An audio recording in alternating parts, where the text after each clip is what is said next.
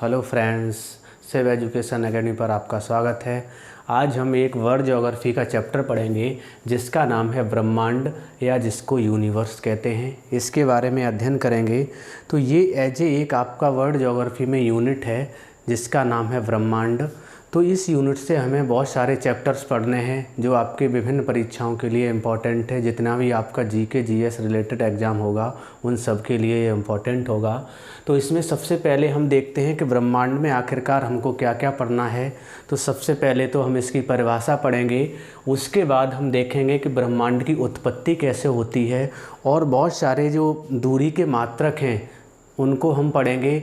उसके बाद आकाशगंगा, तारे, नेबुला और बाकी के जितने भी आपके ग्रह, उपग्रह और जो भी सौर मंडल है इसका हम अध्ययन करेंगे इसके अंतर्गत।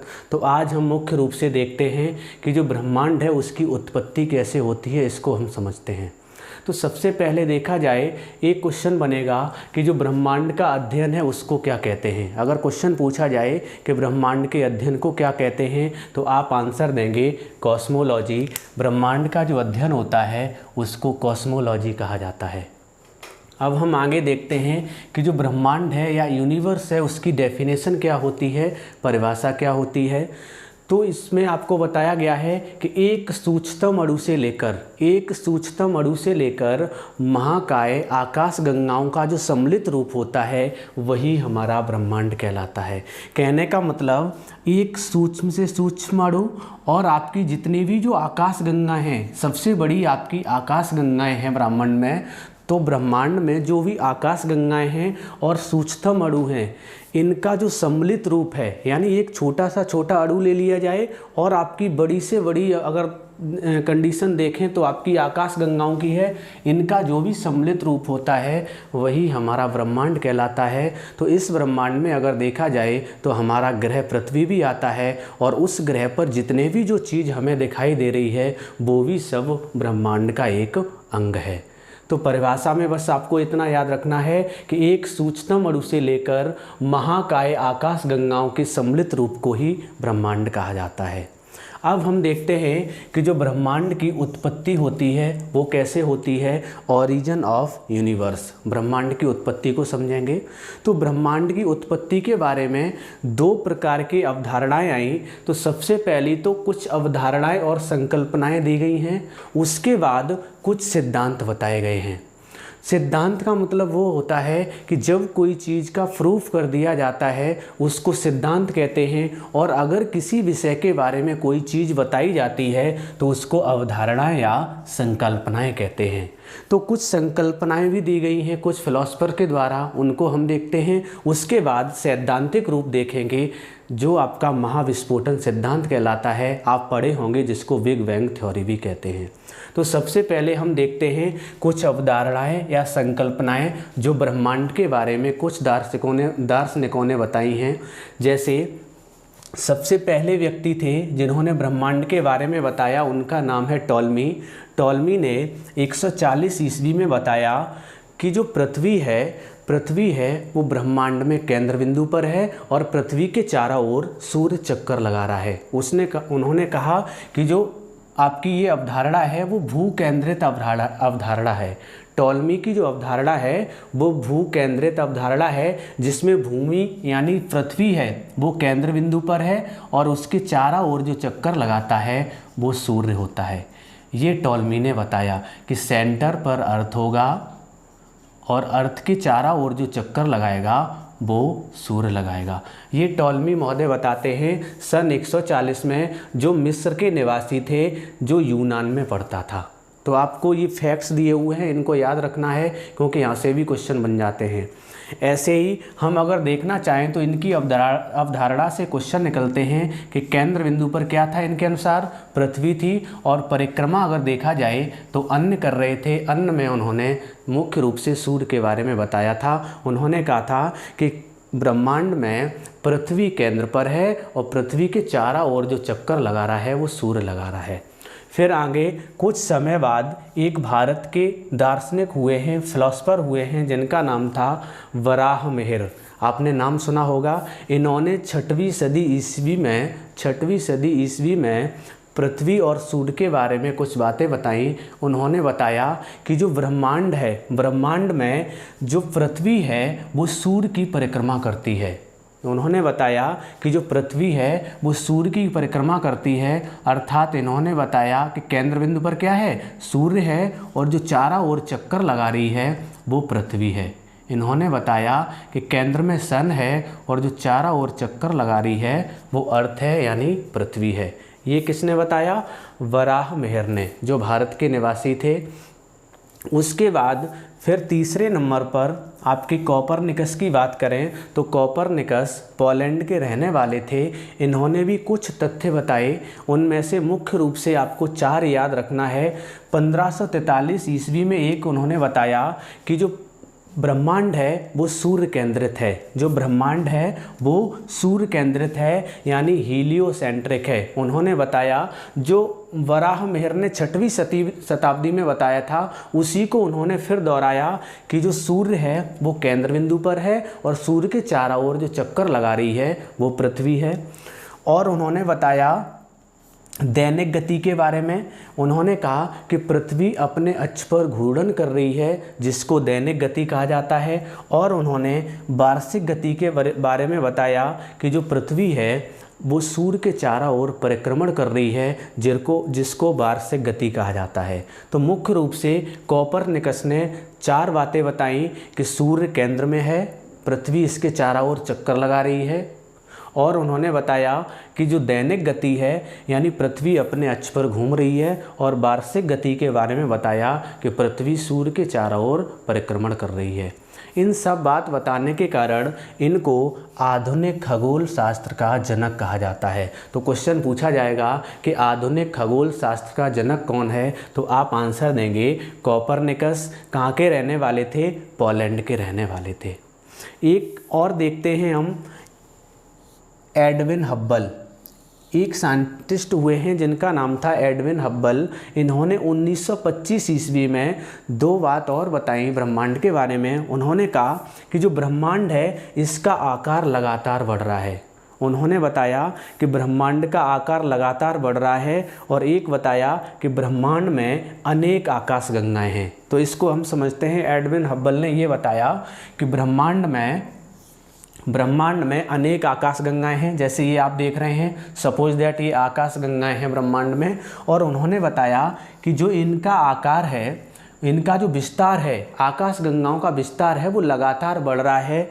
जैसे ये आपका इनका विस्तार बढ़ता हुआ दिख रहा होगा। ये इनके बीच की दूरी कम थी और ये आपकी बढ़ी हुई दूरी दिख रही है। तो ये जो 2 बातें बताई थी वो एडविन हब्बल ने बताई थी 1925 ईस्वी में, जो अमेरिका के रहने वाले थे। तो ये कुछ हमने देखी वो अवधारणाएं और संकल्पनाएं थीं जिनका प्रूफ नहीं दे पाए थे ये लोग, इस कारण इनको सिद्धांत नहीं कहा गया। अब हम देखते हैं ब्रह्मांड के बारे में सिद्धांत किस किसने दिए हैं, उनको हम समझते हैं। तो सिद्धांतों को अगर देखें, सिद्धांत को समझते हैं तो 3 सिद्धांत दिए गए हैं ब्रह्मांड के बारे में मुख्य रूप से। तो एक सिद्धांत था साम्यवादी सिद्धांत, और एक आपका है जॉर्ज लेमेंतियर का महाविस्फोट सिद्धांत, और एक आपका स्थिरांक सिद्धांत था।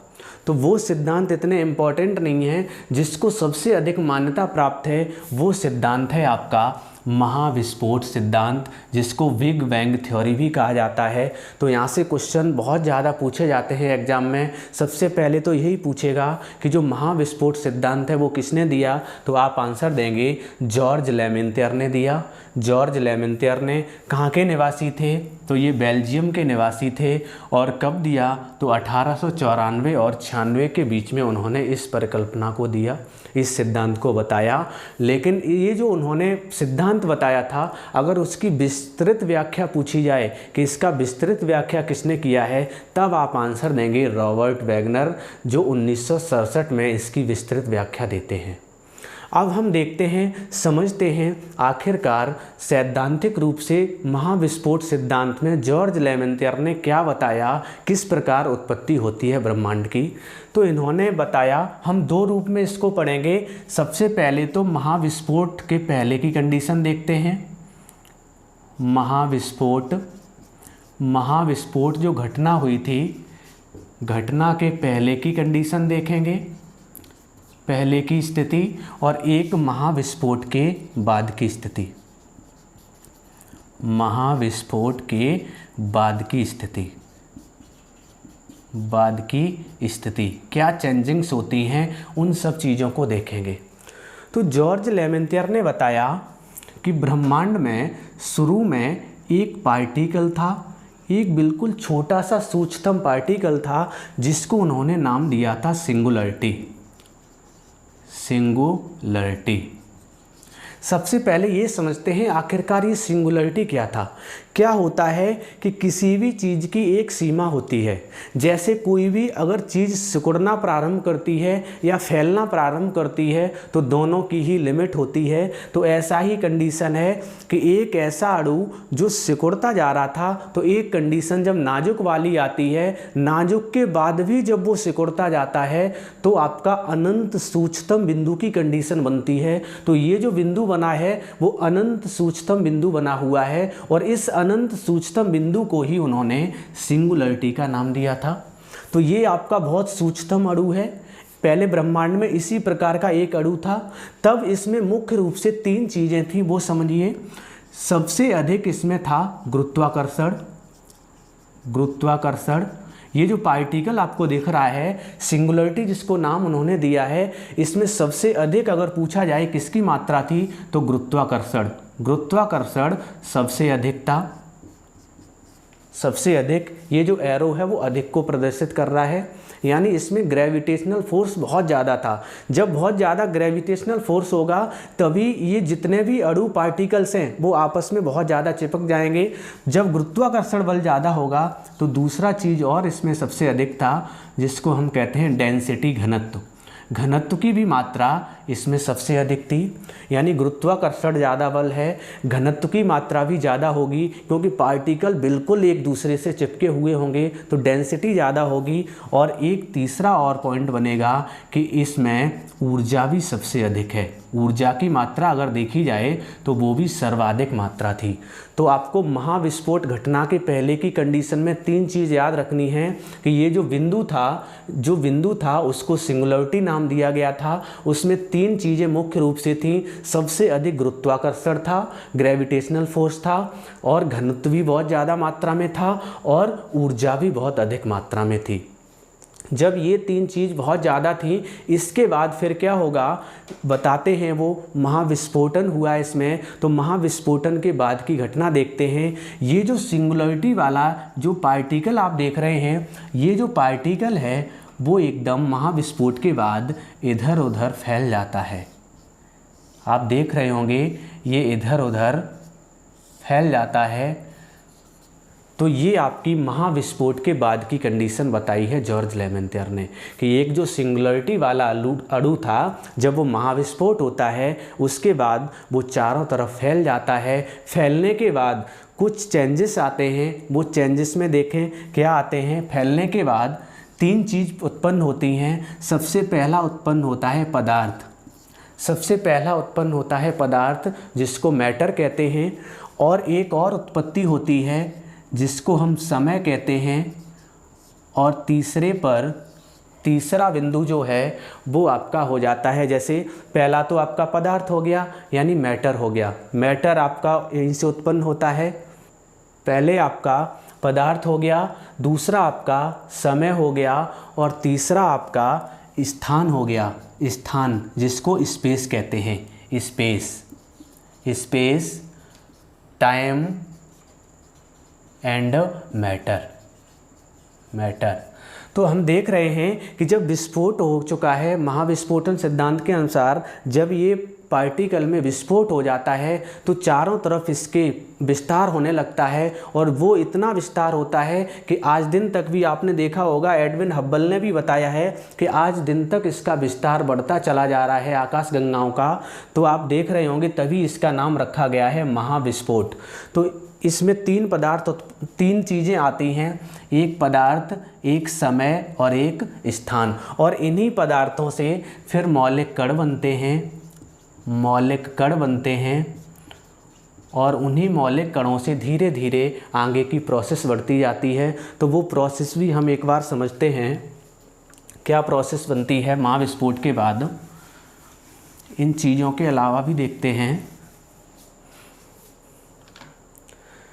जैसे ये आपका पार्टिकल था, सिंगुलरिटी था। जब महाविस्फोट होता है उसके बाद की घटना देखते हैं।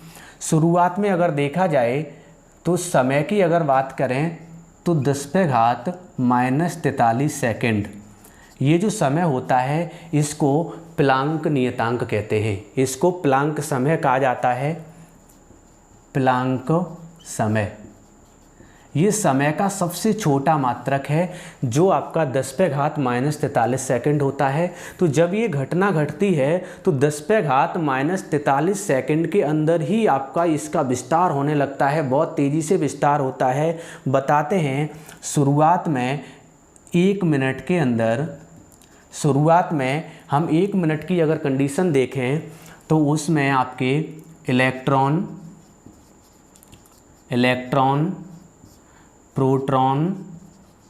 प्रोटॉन और न्यूट्रॉन।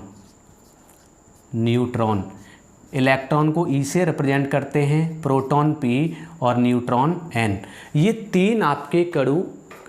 तीन आपके तत्व उत्सर्जित हो जाते हैं 1 मिनट के अंदर। और टेम्परेचर अगर पूछा जाए तो इस समय जो टेम्परेचर रहता है वो 10⁻27 डिग्री सेल्सियस टेम्परेचर रहता है। तो आप देख रहे होंगे बहुत ही ज़्यादा टेम्परेचर है, क्योंकि हमने शुरू में देखा था इसमें बहुत ज़्यादा ऊर्जा थी, तो वही ऊर्जा के कारण इसमें अब टेम्परेचर भी बहुत ज़्यादा है शुरुआत में।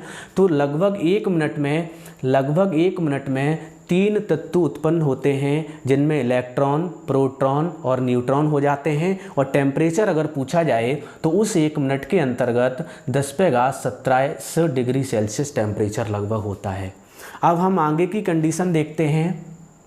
आगे की कंडीशन देखी जाए तो लगभग समय की बात करें तो 3 लाख वर्ष बाद। अब हम कंडीशन देखते हैं 3 लाख वर्ष बाद की, क्योंकि ये बहुत बड़ी प्रोसेस है। अगर ब्रह्मांड की कंडीशन देखी जाए तो आज के 15 बिलियन वर्ष पहले की हम बात कर रहे हैं। आज के 15 बिलियन पहले, 15 बिलियन पहले की बात कर रहे हैं, पहले की ये घटना है। तो शुरुआत में 1 मिनट की ये प्रोसेस है। उसके बाद 3 लाख वर्ष बाद क्या होता है कि परमाणु बनता है।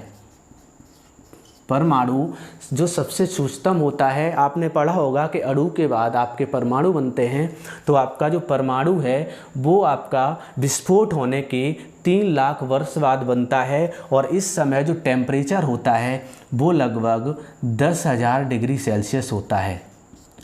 10,000 डिग्री सेल्सियस इतना टेम्परेचर होता है। तो आप देख रहे होंगे कि शुरुआत में टेम्परेचर बहुत अधिक था, अब धीरे धीरे टेम्परेचर में भी कमी आ रही है। और पहले आपके कुछ तत्व बने थे, अब आपके परमाणु भी बन चुके हैं।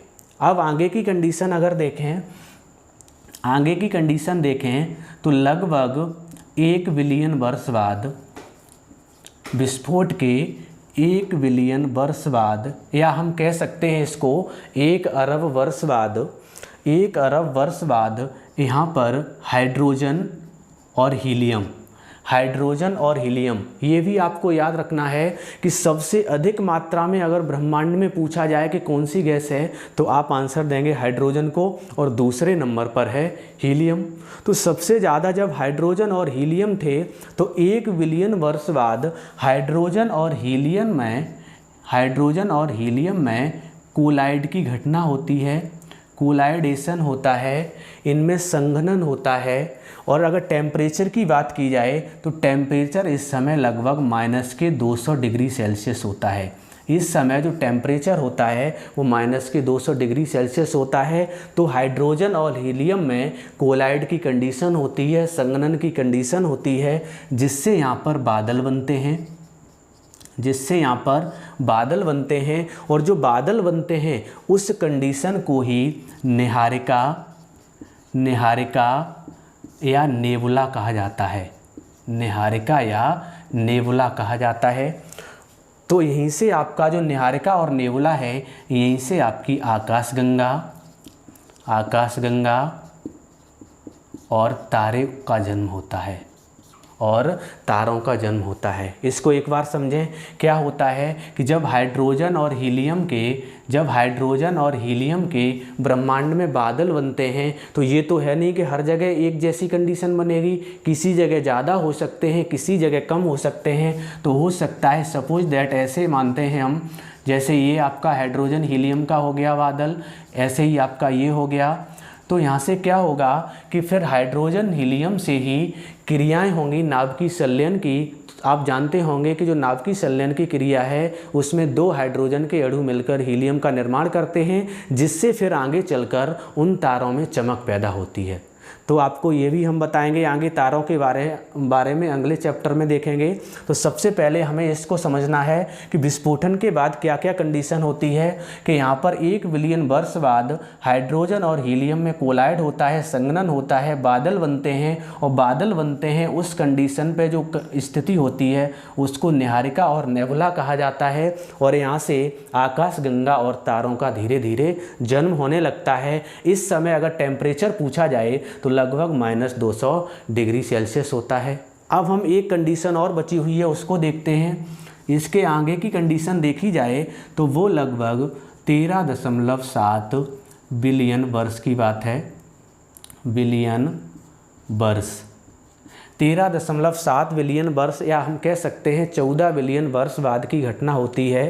टेम्परेचर आपका -270 डिग्री सेल्सियस हो जाता है, और यहाँ पर आपकी ग्रह,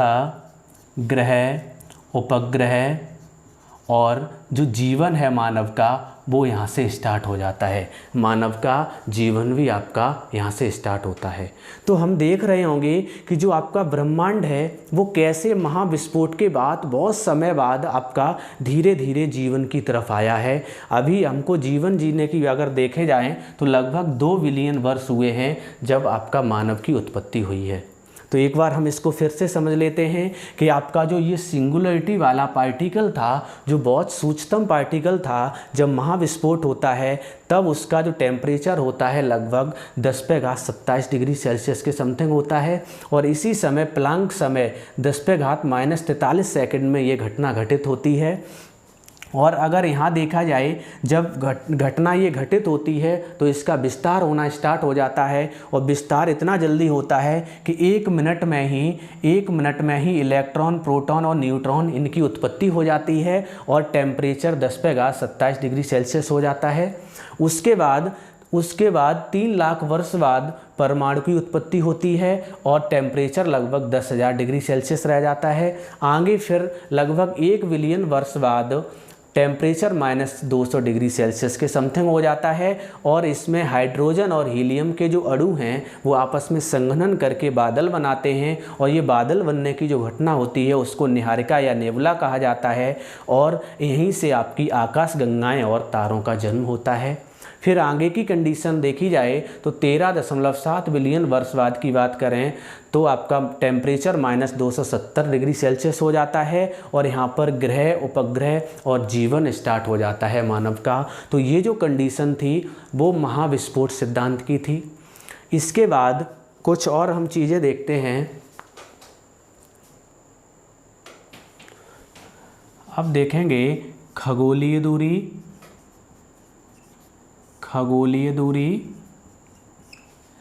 प्रकाश वर्ष और पारसेक।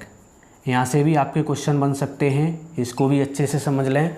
तो क्वेश्चन आपका ये बन सकता है कि ब्रह्मांड में जो डिस्टेंस होती है, अगर जैसे हमें आकाशगंगाओं के बारे में बीच में डिफरेंस देखना है, या सूर्य और पृथ्वी के बीच की दूरी को देखना है, तो इन सब दूरियों को किस में मापते हैं ब्रह्मांड में, वो हम देखेंगे। तो दूरी के 3 मात्रक हैं आपके, एक खगोलीय दूरी, और एक आपका है प्रकाश वर्ष, और एक है आपका पारसेक।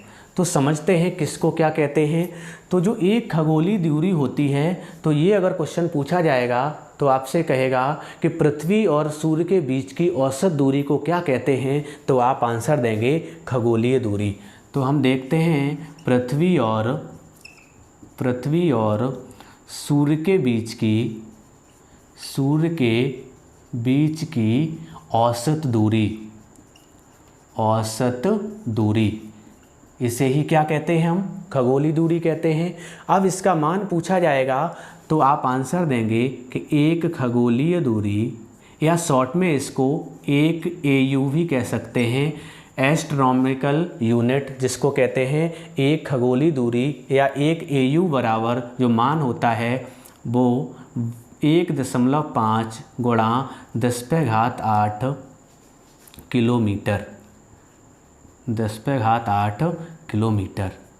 ये आपको याद रखना है। अगर किलोमीटर से मीटर में चेंज करना हो तो 10⁻³ का और गुणा कर देंगे, क्योंकि आपको पता है कि किलो में 10⁻³ होती हैं, तो 10⁻³ का जब और गुणा करेंगे तो 10⁻³ टोटल कितना हो जाएगा? 11 हो जाएगा, अगर चेंज करवाया जाए तो। नहीं तो आपको इतना याद रखना है कि एक AU बराबर 1.5 गुणा 10⁸ किलोमीटर होता है। अगर इसको हम और दूसरे रूप में कहना चाहें तो लगभग 15 करोड़ किलोमीटर, यानी 15 करोड़ किलोमीटर सूर्य और पृथ्वी के बीच की औसत दूरी हुआ करती है। ये औसत दूरी कैसे निकलती है इसको भी समझ लें, क्योंकि हमें पता होना चाहिए कि जो पृथ्वी है जो सन का चक्र लगा रही है वो दीर्घ वृत्ताकार कक्षा में चक्कर लगा रही है। और दीर्घ वृत्ताकार जब कक्षा में चक्कर लगाती है तो 3 कंडीशन बनती हैं पृथ्वी की और सूर्य के बीच। एक कंडीशन बनेगी न्यूनतम दूरी की, और एक कंडीशन बनती है अर्थ के साथ अधिकतम दूरी की, और एक कंडीशन बनेगी एवरेज दूरी जिसको औसत दूरी कहते हैं। तो सूर्य और पृथ्वी के बीच की जो औसत दूरी हुआ करती है उसी को एक खगोलीय दूरी कहा जाता है, जिसका मान होता है 1.5 गुणा 10⁸ किलोमीटर। अब हम देखते हैं प्रकाश वर्ष को। प्रकाश वर्ष कैसे कहते हैं? तो अगर पूछा जाए प्रकाश वर्ष क्या होता है तो हम आंसर देंगे प्रकाश द्वारा एक वर्ष में तय की गई कुल दूरी, उसी को क्या कहा जाता है? प्रकाश वर्ष कहा जाता है। तो क्वेश्चन ऐसे आएगा कि प्रकाश द्वारा एक वर्ष में तय की गई कुल दूरी को क्या कहते हैं? तो आपको आंसर देना है एक प्रकाश वर्ष। और जो एक प्रकाश वर्ष होता है, या हम जिसको LY से भी रिप्रेजेंट कर सकते हैं, एक जो लाइट ईयर होता है वो बराबर होता है 9.46 गुणा 10⁻12 किलोमीटर, 12 किलोमीटर। तो हमने देखा कि जो एक प्रकाश वर्ष होता है वो 9.46 गुणा 10⁻12 किलोमीटर होता है। अगर किलोमीटर से मीटर में पूछा जाए तो 10⁻³ का और गुणा कर देंगे तो 10⁻³ यहाँ 15 हो जाएगा, ये आप कर लेंगे। अब देखते हैं पारसेक। तो पारसेक से एक क्वेश्चन बनता है, क्वेश्चन पूछेगा कि दूरी की सबसे बड़ी इकाई क्या है? तो आपको आंसर देनी है पारसेक। सबसे बड़ी इकाई अगर दूरी की देखी जाए तो आपकी पारसेक है। तो दूरी की सबसे बड़ी इकाई एवं प्राचीन इकाई अगर पूछी जाए तो आपको आंसर देना है पारसेक। और एक पारसेक का अगर मान पूछा जाए कि एक पारसेक बराबर किसके होता है तो 3.26 प्रकाश वर्ष, 3.26 प्रकाश वर्ष। तो हमने मुख्य रूप से जो आपकी डिस्टेंस की दूरी की जो इकाइयाँ होती हैं उनको देखा, उनमें खगोलीय दूरी, प्रकाश वर्ष और पारसेक को देखा। आज हमने मुख्य रूप से ब्रह्मांड चैप्टर का जो उत्पत्ति था उसको समझा, उसकी परिभाषा को देखा, उसके अध्ययन को क्या कहते हैं उसको देखा, और दूरी से संबंधित कुछ क्वेश्चन समझे। अगर ये चैप्टर आपको पसंद आया हो तो वीडियो को लाइक, शेयर, सब्सक्राइब अवश्य करें। धन्यवाद।